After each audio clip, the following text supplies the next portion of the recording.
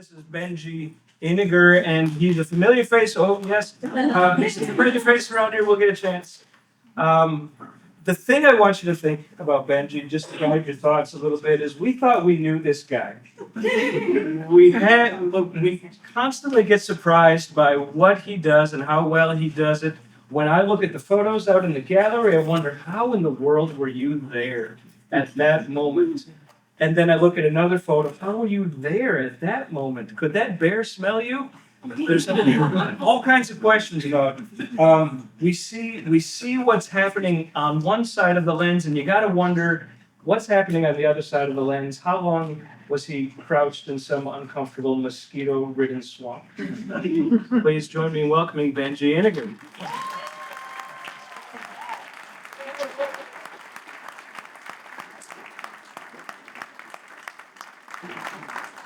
Yeah, completely cool, amazing, huge group of people. This is a really, really wonderful, encouraging thing to see. Thank you so much for being here, for spending a little time, and just engaging in some nerdery this evening. That's all we're gonna do. Jason, yeah, I think the bear probably could smell me, but it probably has to do more with like how I smelled than how close I was to the bear. So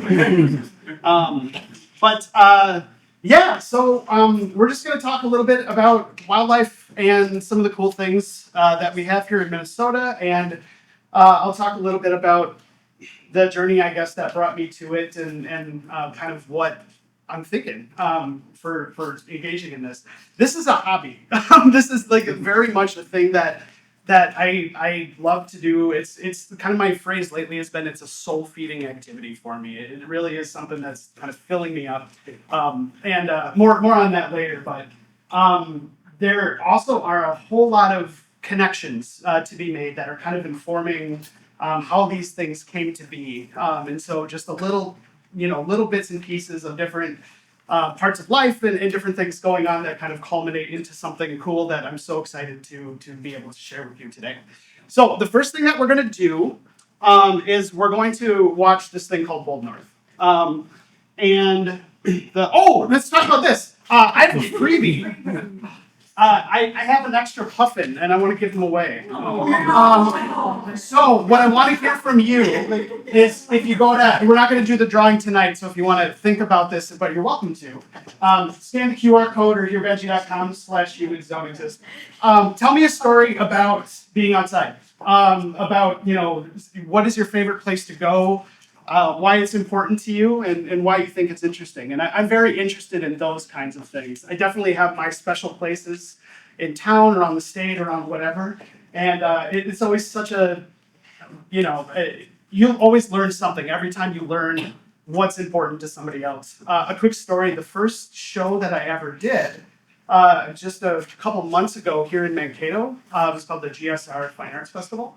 And I had a photo of some trees that I just thought I happened to be there on a misty dawn morning, and some trees from Itasca State Park. And if you've never been to Itasca up north, it's a gorgeous, gorgeous place. And I thought I was somewhere fairly remote when I took this, and it was a unique set of circumstances. It was so misty. And I was showing these photos in the show, and this woman comes up to me, and she's like, "Those are my trees!" And I was like, "What are you talking? We're in Mankato. It is 5 hours away." But it turns out she has a cabin up there. She spends most of her time living up there. And every single day she's up there, she rides her bike in the loop that I happen to be, and those were her trees. She got out her phone and showed me a picture of the same trees.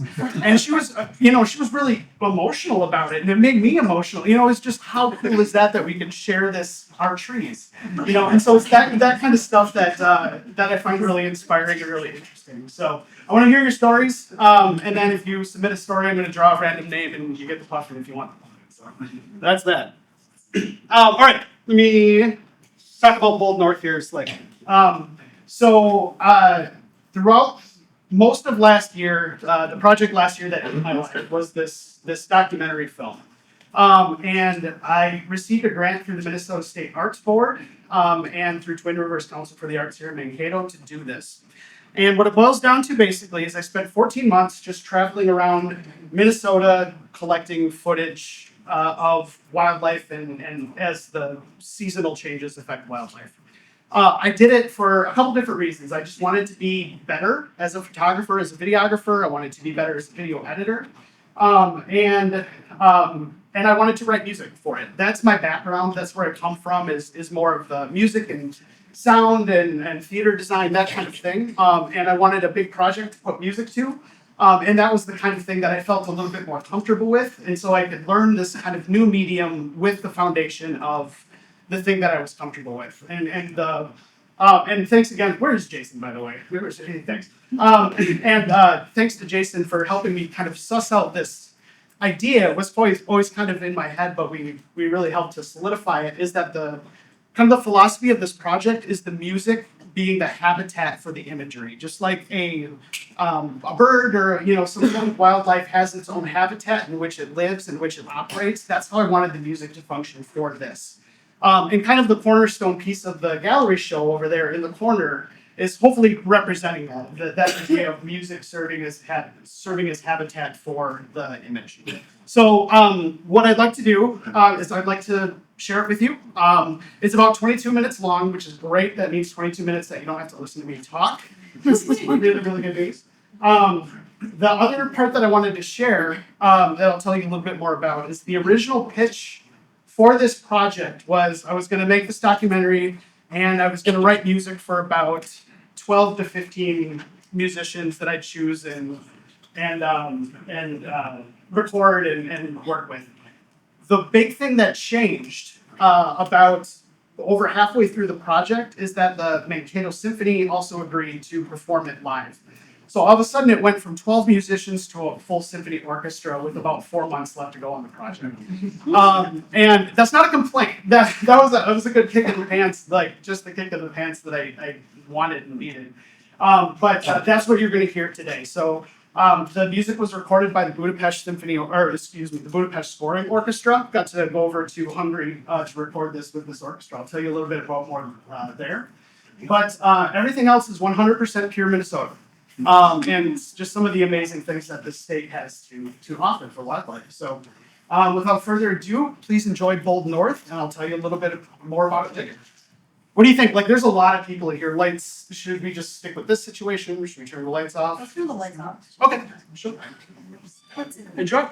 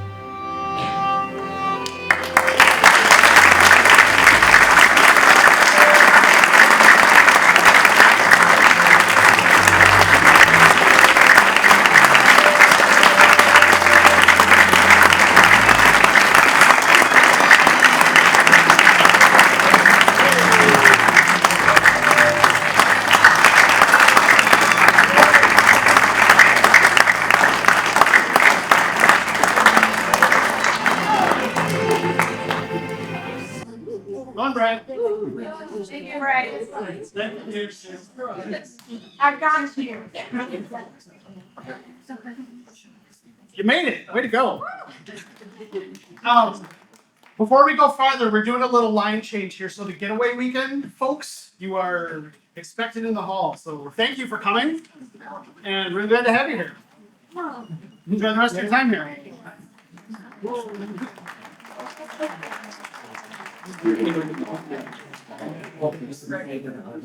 All right. So let me tell you a little bit about that whole thing. So first of all, I want to put some thank yous out there because I mean it's just first of all the dripping with Bethany connections, Bethany things and collaborations. So first of all, of course, I have to thank my wife Alyssa, who is like the most patient person in the world.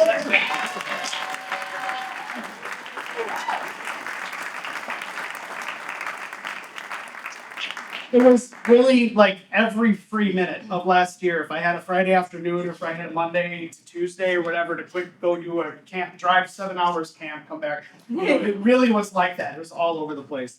So thank you for being travel buddy. I want to thank, I think he's stalking around somewhere, but really my naturalist mentor, if you will, Chad Hines, who teaches here and teaches biology, who taught me just about everything I know how to be outside. And so like I'm really, really appreciative to that guy and all the times and adventures that we were able to share together too. I want to thank Seth and Phil Wells. Phil's here. These guys are my film buddies. And so we've done all these really neat projects over the years. I've learned so much from them just in terms of filmmaking and how to be behind the camera. And so like I'm really indebted to those guys as well. I think Holly's here too. Where's Holly? She did all the amazing illustrations in this whole thing.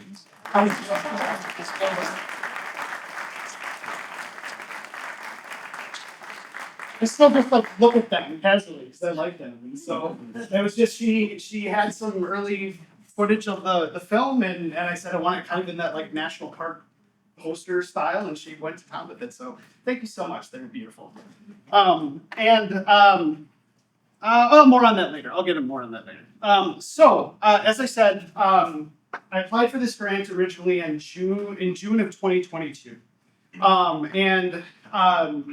got accepted into the Minnesota State Arts Board program. And like I said, it was supposed to be just like the film. The film went almost exactly according to plan, actually. Like, of course, there are surprises along the way, but this is sort of what I thought it might be. But then of course the musical side just like went off the rails. But in order to do that, it was about 14 months of shooting because of just the things going on in the world. The Arts Board gave us a couple extra months to work on it. So this is ultimately all the locations where I kept footage.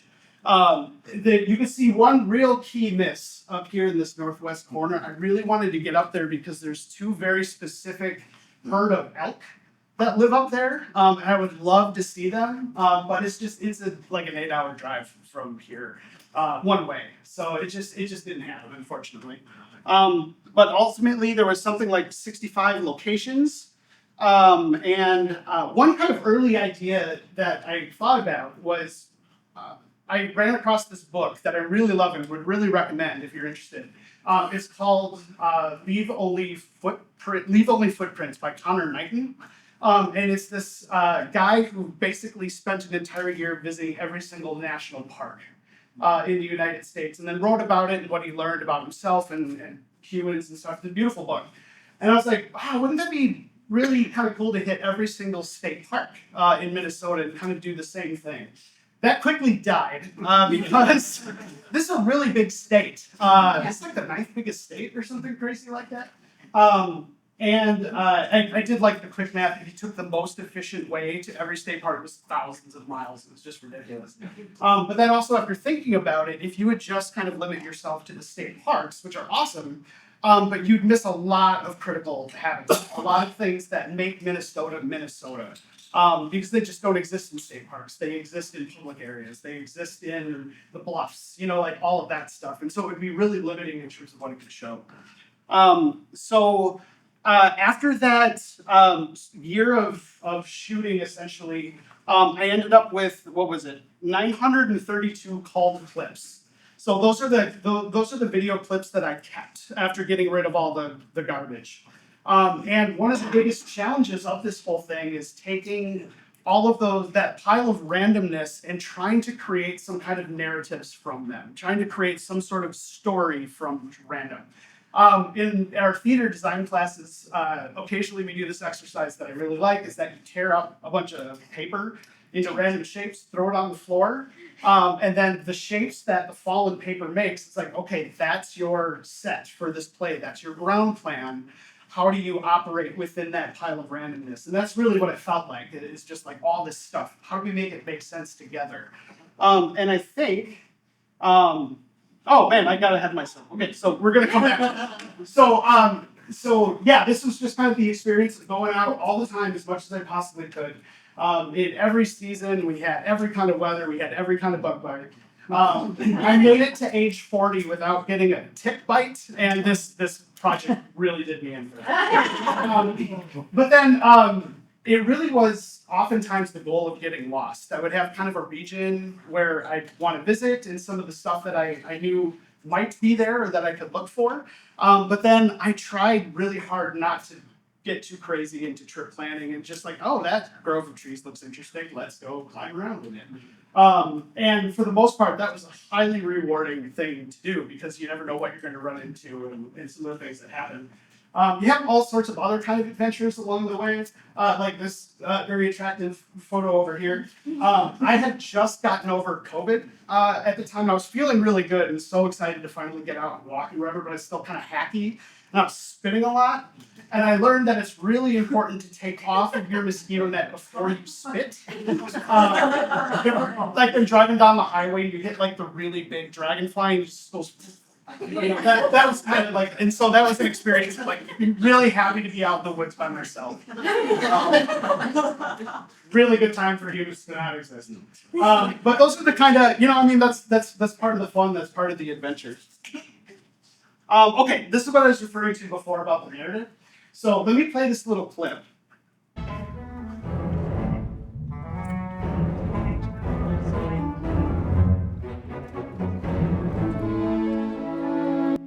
So those two things happened within the same season, but they were about 2 months apart, about 3 miles away from each other.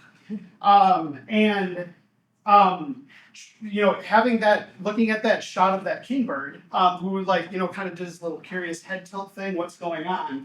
And then having that really awkward lumbering teenage moose coming through that the bird is reacting to, creating those sort of little stories with things that actually didn't exist simultaneously, but also within the season. And then trying to reinforce that with the music as well. You got that romp, romp, romp of the music in, kind of telling the story of this like super awkward moose, and he was so awkward. And we both kind of scared each other too. I didn't know he was coming, he didn't know I was coming. Just kind of turned the corner, we just kind of looked at each other, and he decided that for whatever reason he wasn't going to kill me and went about it. Yeah, I mean, those are just the kind of things that trying to look for those opportunities to bring storylines together to create a film, as opposed to just random moments, if that makes sense. Okay, and then we got to this business. So, like I said, originally it was supposed to be for a dozen musicians. With about 4 months left, we converted it to full symphony orchestra, and I was so grateful to the Mankato Symphony for taking a really huge leap of faith. I'm not an established composer. I've written for orchestra a couple times, but never on this scale. And so one person I'm going to shout out later, he's the music director of the Mankato Symphony. His name is Ernesto Estigarribia. And he's become a really good friend and a really great collaborator. And he asked me some really poignant questions that actually helped me really focus how this was going to be. And what we sort of settled on is that he was interested in doing this if it was not a documentary film, that if it was I misspoke, that it's not a tourism video, that is a documentary about wildlife and things that exist in Minnesota, but somebody from not Minnesota could enjoy and learn something from, but not necessarily trying to sell them to come look at Split Rock, the lighthouse or something like that. And so that really was so helpful because it helped me focus how I was editing this thing. By looking, because I got really beautiful stuff from some of the famous parks and stuff here, but if it didn't fit that narrative of is it a tourism video or is it shining a light on nature and the cool wildlife that we have here, then it doesn't fit this particular narrative. So I'm very, very indebted to him and very grateful to the Mankato Symphony for doing that. Work started on this version of the music in October, I think, late October. And we recorded it in May in Budapest. So it was quick. This was our recording day. So we had 4-hour session with this amazing orchestra. And what's fascinating about these recording orchestras is that they are professional sight readers. This is what they do every single day. They show up for a 10-hour shift. They have 2 15-minute breaks and a 30-minute lunch break. And they'll crank out like 4 film soundtracks every single day. And just before I got there, they had just finished some side project for the Queen's Gambit. Like they do the stuff. And it's just so amazing that they don't know what's coming, but they're expected to play so perfectly. And it's not just this orchestra. If you Abbey Road in London, Synchron in Vienna, the two, Warner Brothers and Sony in LA. All of these guys, that's what they're expected to do is sight read with perfection. And it was so impressive. And I was so intimidated and terrified. But they were really, really lovely, warm people and gave me great feedback. And this guy especially, he showed up. This native Hungarian man showed up in a Green Bay Packers. I kind of freaked out on him. I think I kind of scared him. But he was very, very cool about it. It was one of the most tremendous experiences. I didn't sleep a week the night before. I was so nervous. So it's kind of a blur, but man, it was incredible. This was my station for the recording session. So how this worked was I had my score. Oh, by the way, I'll leave this around if anybody wants to check it out. I turned into this 70 whatever page monstrosity. So you're very welcome to look at that. But we would go through an entire movement. So they would play through that, and then I would take notes and of some things that maybe let's take this down a dynamic, or let's try this a little more smoothly or a little more heroically. And it was such an interesting process because the moment that we hit stop on the recording, I also had speaking to the conductor and to the musicians, which was also terrifying. But we kind of found a common language, and it was really interesting too because every time I gave a note, it would quickly be translated into Hungarian for about half the orchestra. And listening to that, that was my engineer. His name is Danish like a donut. This guy is done it his entire life. He's recorded hundreds and hundreds and hundreds of famous film scores and stuff. So he was invaluable. I told him right from the get-go, he's I don't really know what I'm doing. If you're hearing things, if you have opinions, give me your opinions. And he was invaluable. So, that's what we did. 4 hours is go through the tape and then go and hit individual spots that were problematic or that we wanted to take a different direction. The other thing that I failed to mention is that Ernesto, that I mentioned before, he traveled with. So he volunteered to come and conduct this with the Budapest Recording Orchestra. And why that was interesting is that not only do the musicians sight read, the conductors also typically sight read. So what their focus is the right notes. They have, obviously there's expression and stuff that just comes with being a professional musician that you're just innately good at, but you get the right notes and that's your goal. Because Ernesto came in familiar with the score and able to approach it a little bit more artistically, that was really refreshing for them because it's not just so mechanical that they're used to. Get the right notes, hit the right dynamics at the right time.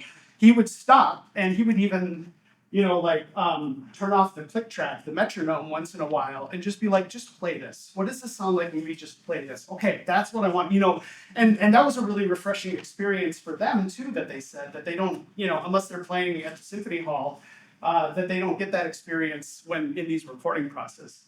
So that was a pretty fun thing to witness too. Some action shots.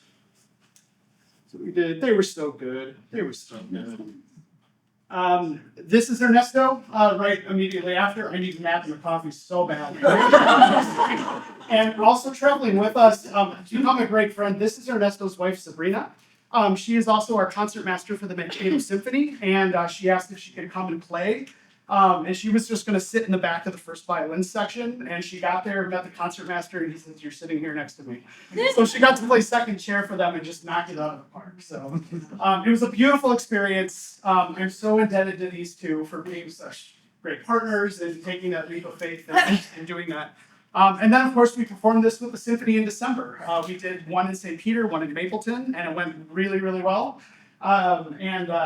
Incredibly rewarding and very different to experience it live versus the other iterations that we've had of it.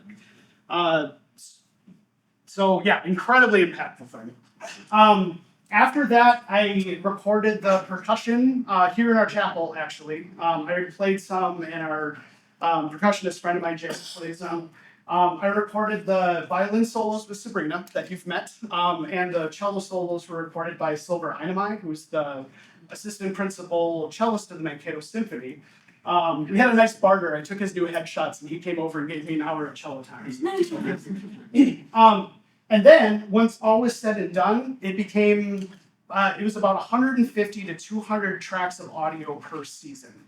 So it was really unruly at first. So the first thing that I did was I got rid of all of the surround sound mics that were recorded in the recording studio, because I had no interest in even dealing with that, thinking about that, and it would never be used in surround sound. So we recorded with 189 mics, something like that. And the reason they do that is because they want every single iteration of sound that you can possibly get within a room. So if you're recording a movie soundtrack or something like that, sometimes the music sounds kind of live, like you're hearing it in a symphony hall. Sometimes it sounds very intimate and almost like your ear is right next to that really tender violin solo or whatever. That's how they do that, is recording all the iterations kind of at once. And then in post-production, you can make those choices of how intimate or how close or loud or boomy or, all of those adjectives that you can throw at it. You can do all of that after the fact. So that's why there's so many options. So to tackle this, basically, I just took some logical groups of things, close room mics, far room mics, sections of the orchestra, put those into little subgroups over here, and then automated my mixing, which just means that I can actually move the faders, and the as I'm moving faders around, it records those moves, and then you can play it back just like you would play a recording or whatever. And so it was really time consuming, but I learned a lot because I've never done anything to this scale before. And so just chipping away, trying to get the sound that I was looking for, and ultimately turned into what you got there. This is the nerd slide. So this is the gear that I used throughout the process. Video stuff on the left, right. I started this project, part of the grant was I got to buy part of a new camera, and I went the Sony route, because I tried a whole bunch of different things, and Sony tended to be something that really impressed me, number one, in low light, and I knew I was going to be doing a lot of shooting in low light. But then also, I felt that the colors were very clean. Sometimes in low light, if you're shooting, the colors can get kind of noisy. There's those little dots all over the place, and I just really liked what the Sony cameras were doing with color and the color and noise ratio. So that's how I went that route. There were definitely some highlights of places that I visited throughout the year. Number one, this is my happy place right here. This is the Saxon Bog. And so this is about 45 minutes northwest of Duluth. and it is a birding haven. It is a quite literally world famous birding location right here in Minnesota. It's 3.5 hours away. People fly in from all over the world this time of year to see the owls that this place houses. And so, of course, that was a place, probably my most frequently visited place. Number one, because it's my favorite, but then also it's sort of the gateway to anything else up north. So you always just kind of stop by. And it produced. It's like some of the young moose that I found in there. Of course, like most of the owls. It's just like, it is a magical place. By the way, if you are a Bethany student, Chad Hines is taking a trip up to this place over President's Day weekend, and he still has slots open. So I would highly recommend. They sound just like that. I would highly recommend going on this trip if you're so inclined. It'll be well worth your time. There was a lot of decision making to happen here. This little like murder tube is called an ermine. This is the first time I've seen one. I knew that they existed. I knew kind of sort of where to find one. I was not prepared for how small they were. This guy's like this big. And so the reason that, and I got some really fun footage of them, but the reason that I chose not to include it, and this is just an example of some of that decision making that takes place in making something like this, is that he was crawling around on some fence posts and some things that felt way too human influenced, if that makes sense. And it was a bummer because this was such a great experience and an animal I wanted to see for so long time. He was super adorable, wanted to eat my jugular. But, just with the focus of what this is, bringing as pure of a wildlife experience, just something as simple as fence posts or something that was obviously cut with a saw felt too human to be included in this. Another great lesson that I learned was Coyote. yeah, that's a wolf. It's a timber wolf. Better. And anybody who's ever picked up any camera of any kind of time, the experience versus the product, right? The experience of, I saw 2 wolves throughout this whole thing. I saw more moose than appeared in here, a couple bears, etc. But the experience was amazing. How terrible is this photo? Through the front windshield, and then if you ever see a wolf, you see them for like a second and a half and they're gone. That's the same with Canadian lynx and some of the rare stuff that you see in this state. And so there was plenty of that, and a good lesson for me to learn too is some of the best experiences are some of the worst pieces of product that you just can't use. So it's just a cherished memory that I unfortunately cannot share with you in this kind of thing because it often looks like this. But that was a good lesson to learn. It's something that I never really internalized much before taking on this project. The North Shore, of course. I had never been, before this project, I had never been farther up the North Shore than Gooseberry Falls because I'm stupid. And it is such an incredible place. I highly recommend you go. The Gunflint Trail. These 2 right here are from random points of the day in the Gunflint Trail. There is so much unspoiled habitat here in this state that I had no idea about, just completely public land.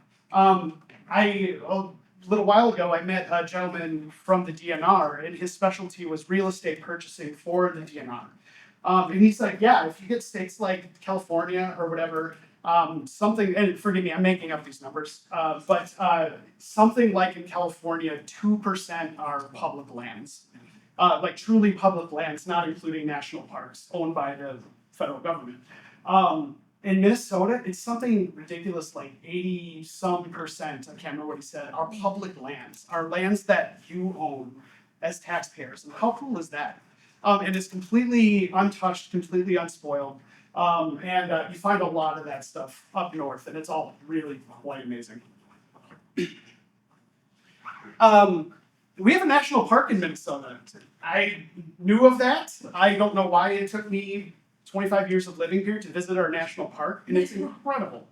And the people are so Voyager. Oh, this is Voyager's National Park, and it's very funny because it is the least visited national park in the continental United States. Yeah, but it's all the way up, like It is super up there. international. Yeah, totally. I once kayaked to Canada illegally just to see if I could get away with it.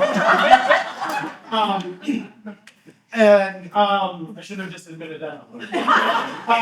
Anyways, they're so least visited, like infrequently visited, that they're so excited when somebody's there and actually wants to do something. And so this is how I made my fake best friend Ranger Mark, who is the public information officer there, and I still like Instagram message him all the time with questions, and he's so helpful.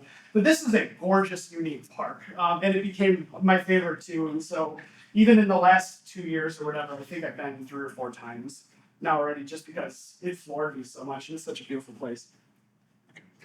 Okay, so this was the other big lesson that this project taught me. And there's a whole exhibit about it here about appreciation and thinking about appreciation. This is my backyard. And so I'll tell the story of the hummingbird photos that are out there. So we have this patch of nothingness in our house. I don't know, what'd you say, like a quarter acre or something like that? Yeah. It's marshy. There's like this weird spring that flows through it. Nothing grows. No, you can't get trees to grow. It's just mucky. And as soon as we moved out to our house, I dubbed it as useless, because it's like I can't build anything here. I can't walk through it. What we do, it's really ugly for 11 months out of the year. But for 1 month out of the year, it is a massive patch of this native wildflower called spotted jewelweed that is a hummingbird sanctuary. And so just even this past year, there were moments where there were 20 hummingbirds in this little patch of jewelweed. And so it really made me think of this place that I thought, so quickly judged to be useless, is now absolutely my favorite place, or one of the favorite features of our house. Actually, this is what it looks like. This is what it looked like 2 days ago before we got a little bit of sun. It just like dies out. And these jewelry plants are tall. They're like this tall. And so for 1 month out of the year, it turns into this. And so it was just a really humbling experience, and something that really made me think about appreciation and the stuff that you can find with, right in your backyard, essentially. The morel mushroom that's in the film, that was in our yard. Like all of that stuff is just spending time trying to look at the little things and what you can find so close by. This was another thing that hit me really hard. So we all remember the Rapidan Dam thing that happened in fall. I live about just a couple miles north of that. That was a very, very impactful thing to happen. And I spent a ton of time there before the dam situation. And that's not you're on it. Right. But this, I took so much footage in Bold North from there just because it was so accessible to me, and that campground is gorgeous. There's so much going on there. And so, for some of these fall shots and stuff that ended up in the film, I was standing right there. That will never exist again. It doesn't exist now. Never, ever, ever is it going to exist. Those trees that you were looking at were right here. Here's a bunch of bald eagle footage that happened right here. It will never exist again. And so the first time that I watched this, right after that, or it was actually a month and a half or so after the accident, I didn't put that together. And then all of a sudden I saw all of this stuff that ended up in that film that will never exist as it does now, never have that same impact of beauty. I was like, man, just like the fragileness of some of this stuff. And, just kind of made me think to maybe slow down and appreciate some of the stuff that I have access to on a regular basis. All right, so let's talk about this show and this weird, vaguely homicidal title that. So the the title "Humans Don't Exist" is cheeky. It's very, very tongue in cheek. And so what it comes from is what I was thinking about your artistic voice, about the concept of having an artistic voice. I got some advice early on from a mentor that told me that you need to have a very, very specific, clear definition of what your artistic voice is. Otherwise, you're just gonna like tread water. You're not gonna know what you're doing. Other people aren't gonna know what you're doing. And I never was able to connect with that. I have no idea what my artistic voice is, if that's the thing. And eventually just kind of, I guess, rejected the idea of artistic voice. It doesn't mean it's wrong. It's just not something that connects with me. Because I like to do a lot of different things. I'm a professional dabbler, kind of thing. And so, like, I have no idea what an artistic voice is. And even if it's a good idea to ascribe yourself to having an artistic voice. That's just me. But one thing that I did notice about myself, even before this specific wildlife project, was that I always point the camera away from people.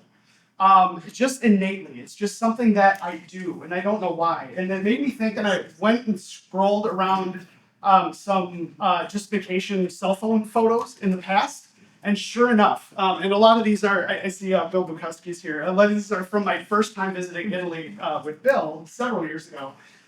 But this is the Cathedral of St. Francis of Assisi in Tuscany, Italy.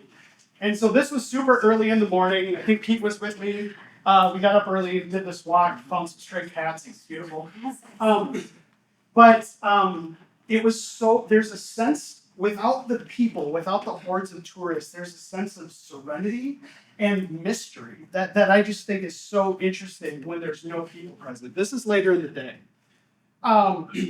Same location, same everything, and it's just like, okay, it's a vacation photo, that's cool, and this is a really great location. But just the potential for interest just is kind of baked into the back of my brain with this compared to the other one. Here's another example. Really famous drinking fountain in Rome. And this is what, if you took 2 steps back, this is the situation. And sometimes it's really subtle. Here's another one from Rome. And this is just, so, yeah, you have like the old ruins of the Colosseum and the arches and all that stuff. And even this is more modern, but it still like looks kind of old. It fits the vibe. If you take even just like 8-inch step back, it's a really subtle thing, but this just kind of tarnishes the mystery. And so I think what it is for me, even in wildlife and even in the film and stuff, is that the greatest potential for an imaginative experience is when people aren't a part of it. Because people define it, right? And that's not a cut against people. Well, mostly, sometimes. But people, as soon as you see what they're wearing, what they're doing, oh, these are tourists, this is whatever, they define the situation. This is a mystery. This has a huge potential for just letting your imagination run. And that's one of the things I love most about travel is just letting your imagination go about what things used to look like or what things used to be. But then it's different. It's just different. So I think if I have to have an artistic voice, if you will, I think it's the humans don't exist thing. Because it's just taking that framing of a shot, moving it just a little bit over there, gives it a much greater potential for an imaginative experience. And that's kind of what I think is going on with that title. This is something I've been thinking a lot about too. Is that this whole jam of photography, as I described before, is soul feeding. It's not my job. It's inching closer to being a job, and I don't know how I feel about that. Does it have the potential, something that I love so much and love to share, and love to try to ask reactions to, that kind of thing? Does it change if it becomes somewhere else in this circle? And I really like this particular circle because it's this Venn diagram thing. Because it generally suggests that you don't hate your job, that you don't hate your career. It's still within your vocation, which is your calling, the thing that you're meant to do on this world, as opposed to an avocation, which is according to the etymology of the word, it's the anti-vocation. So it's the thing that you do to fulfill yourself, not necessarily the thing that you want to act upon in your job, if that makes sense. But still, all of, within that circle of meaning, commitment, all of that good stuff. So I've been thinking a lot about this. And I don't know what it means, but I think it's interesting. And I think everybody sort of has that stuff, right? The things that you love to do, maybe the things that you've had the opportunity to pursue it a little bit farther, whether it's for money, whether it's for notoriety, whether it's for whatever it is. And you see that, it's if you love to cook, I bet you would hate cooking if you became a famous chef at a restaurant and you did it for 12 hours. It's that paradox, if you will. And so that's something that this experience and the show and everything has really made me think about, is that idea of vocation versus avocation and the difference between, work and leisure and all that stuff. So, just kind of, I don't know where it is. I don't know what it is. I haven't been doing this stuff for very long, but it's been very thoughtful way for me to sort of reflect on that stuff. Okay, so a couple things just to wrap up here that I'm interested in maybe going. Last year I started keeping bees. It's just way fun. And so I get to brag that I'm one of those photographers that gets to work with thousands of female models every day. Put that on my next set of business cards. But this is one of my ladies right here. It's one of my ladies. I hope they survive the winter. I really don't know what I'm doing, but I'm trying. I'm thinking about doing something specifically with my bees. And just their life cycle. Bees only live 17 days. Something like that. And so how do you tell that story with bees' life cycle? She works her entire life to give you, it takes 30 bees an entire life's work to give you 1 tablespoon of honey, kind of thing. And so that's very interesting to me, and it's in my backyard. It's accessible, and so I'm hoping to work more with my ladies. And then I'm really interested in night sky stuff. So whatever the next big project is, I kind of don't plan on sleeping. Well, I don't sleep regularly at all. But last year was such a great year for the aurora, right? Did you see it? It was incredible. This is just right out my front door. And so I'm very intrigued by the night sky. I'm very intrigued by the stories that you can tell when there's not enough light to see it under normal circumstances. What does that mean? So kind of thinking about going that direction as well. And then kind of the last focus that I have right now is the battle. Battle's not quite the right word, but the conversion, if you will, from happenstance to intentionality. Especially as a wildlife photographer, wandering around in the forest and just anytime something moves, sticking a piece of glass at it, versus coming up with the composition that I am interested in, the type of picture that I want, and being intentional about it and working with the subject to obtain that, as opposed to reacting to the subject. Does that sort of make sense? There's a podcast that I really love from two really well-respected wildlife photographers. It's called Photo Wild. And when I first started listening, their whole credo is essentially to composition first. Pick the shot that you want, analyze the foreground, background, all of that, technical stuff. And then, commit to the picture that you want, and then let the animal become a part of that picture that you want. And when I first started, I just had no grasp on that idea. It's how do you not, birds fly, birds fly at 60 miles an hour. I never know when this animal's gonna pop out of the bushes at me, whatever. And I'm still very much a baby at this stuff, but I'm just starting to grasp that concept of that idea of trying to get the result that I want first, and then working with the animal to have it be a part of it. And I think this is kind of a good example. This is our awkward moose. This was very much a happenstance. This was we surprised each other. We both kind of went like this. I slowly brought up a camera, was lucky enough to get something. This was a great group here down in Florida just last month.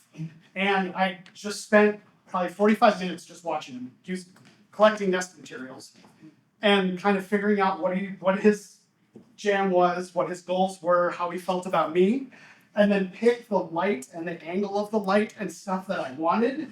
And then with the knowledge of kind of what he was doing and what I thought his tendencies might be, and waited for that. And I'm starting to understand, I hope, that difference of something that's happenstance and something that's very intentional. And so that's kind of what I'm working towards right now, is further understanding that relationship and gravitating more towards this and less reactionary. So yeah. So I think that's about what I have to say about this. I'm really happy to take any questions. If you want to follow adventures, here's a bunch of ways to follow adventures. I should say too, Freeman, I totally forgot to mention this. This idea of composition, and everything kind of comes together. What you do is very much the product of all of your experiences combined.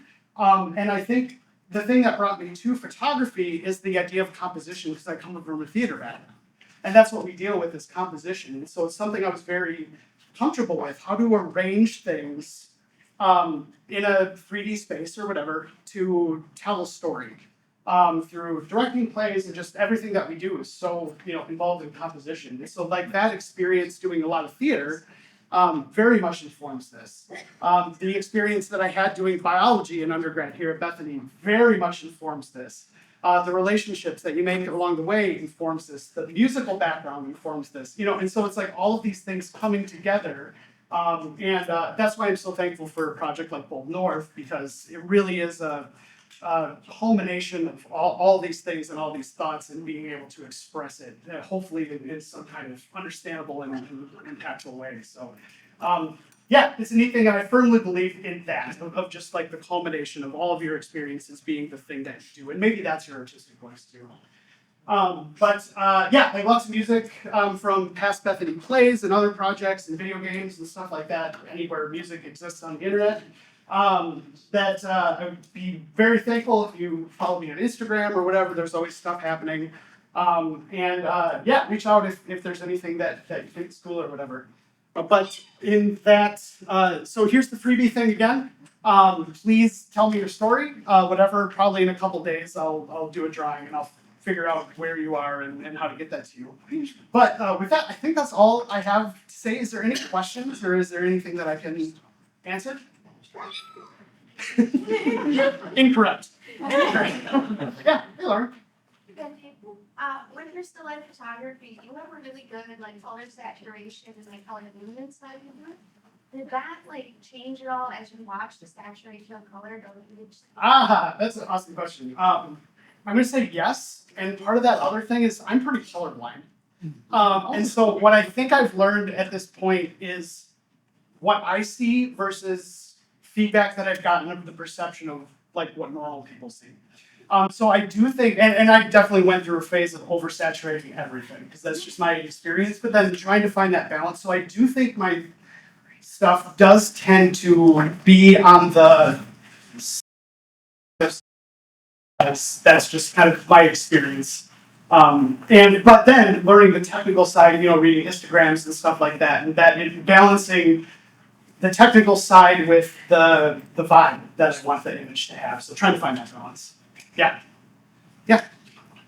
Me? Yeah, go ahead. Okay, so this is more so from the music standpoint for Bold North. So when in your development of the whole project, did the music come to you as you were recording all of the footage, or did it come later on? How did you process everything and get the whole project started? I would say more later on. Okay. The basic workflow was I would start with a musical idea, just because that's home base for me, right? And so I'd have a vague idea of what I think a season might sound like, or what energy it has, and then I would shoot a season, do a rough cut of that, so that it's basically the the basic story of the film, and then I would write music specifically to that rough cut. And then because I'm involved on both sides of the line, then everything else can polish together. Chip away a little bit at the video, chip away a little bit at the music, and let those things grow together. So that was the basic workflow of that. Yes. Why did you sell all of them? 2 reasons. Number one is I cut summer sort of intentionally, sort of accidentally to be kind of spastic, because that's what summer is. You look in any direction and there's stuff going on. And I thought it was too spastic to start. But then also practically, once the music was all said and done, the stuff going on at the beginning of autumn, I thought bookended well with the music that was happening for the credits. So it was just kind of a structure thing too. Interestingly, when we did this live with the symphony, we ended with winter because the next thing that we played was The Snowman, the film The Snowman, and so winter was a nice handoff into that. And so I guess I don't have a strong opinion about it, but practically that's how I ended up with that. So you said that this project, or just, filming nature, being outside was a soul-feeding activity for you, which is fantastic, by the way. But you also mentioned that this was, taking up so much of your time and your mental space that it started to feel like a job. And I was wondering, when you're out in these wonderful places, how are you able to balance, the peace of being in a place like that and the intention and the project that you're, always working on? Yeah. I think the goal was always peace first. And trying to keep in mind that God is going to take care of you. Because there was definitely outings that went better than other outings. And more often than not, weirdly enough, the best stuff comes in the last hour that you have. And so it's nerve-wracking if you're committing a weekend, you're driving 1,200 miles, and you have 36 hours to get this thing that you need for the thing. There was a pressure to that. But it's trying to, I guess maybe a different way to say this is that maybe it's not the thing that I want, but it's the thing that I'm hoping to be surprised by. That ended up being the cool thing that ended up being it. So, it was a constant, and I would say my failure rate was pretty high on that too. But just in terms of, keeping in the moment and keeping the perspective of why we're actually there. Yeah. But feel that pressure sometimes of got to get something out of the investment. And I think another good example of that is the year I shot this was a weird year ecologically. We had the Canadian wildfires in the summer. And so always the sky was weird orange craziness. And that's not emblematic, right? That's not what Minnesota is most of the time. And so I was trying to steer clear of all that stuff, hoping that this would be kind of evergreen. It would always kind of represent the stuff in the state. The same with snow in the winter. This is the second year in a row where we've had no snow, including the shooting year. And so at the very end of the time where I could shoot winter, the only place that I could go was way the snot up north, because it was the only place that looks like Minnesota winter. And so that was an interesting circumstance too, is dealing with a weird year, and maybe every year is weird, but trying to convert that into something that would be emblematic. Right. Yeah. Wow. Yeah, please. How did you solve sharing your mount? A lot of trial and error. I learned that especially the Aurora is a lot easier for photos than it is for film. And so some of it was, again, trying to be really specific with maybe changing my expectations of what I was going to capture. And so for every 3 times going out, trying to find something cool at night and failing, learning from those 3 times to be okay, what did I actually experience and what can I know that I can extract from a nighttime experience? I guess that would be the answer, is just changing the expectation of what I would be able to get out of that. And then of course trying to get better at the technology and try to get better technically to put myself in a good position to get something out of it. Yeah, but I love the stuff that happens at night, man. It is the most exciting time, and everything is scary and everything surprises you. And I just love that. Yeah, please. So, did you use some drones? Like, I did, yeah, okay. did you ever run into issues with like game wardens about using drones in specific? I did not because I got a permit. So I contacted the Minnesota DNR and they were not happy about giving me a permit because I didn't really have a clear definition of what this project was yet. So they allowed me to use it, but not just like not everything, if that makes sense. So I was really specific about my permitted areas. And then I really enjoy flying the drone, but I'm at the same time really annoyed by drones. So I tried to be really careful about flying when I knew it wasn't going to disturb the wildlife or anybody too. So I was pretty careful with it. Yeah.